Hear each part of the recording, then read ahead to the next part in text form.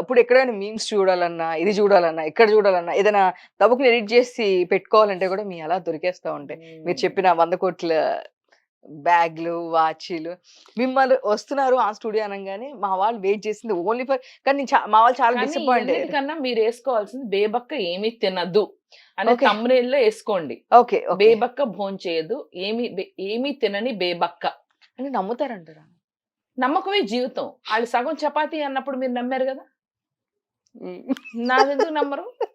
Okay. అంటే వాళ్ళు at least ఒక హాఫ్ చపాతీ అన్నందుకు కొంచెం కన్సిడర్ చేశాను నేను నేను. గాలి భోంచేస్తా. ఓకే. మేవక్క మాత్రం గాలి మాత్రమే భోంచేస్తా ఉంటారు. ఇంకా ఏమి తినరంట.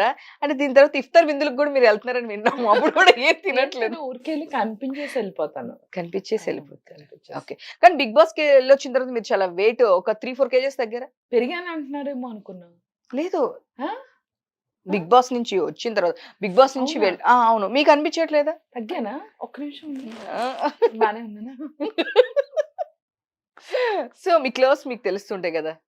తగ్గారు కదా! అట్‌లీస్ట్ ఒక 3, 4 కేజెస్ అని నేను అనుకున్నా. సేమ్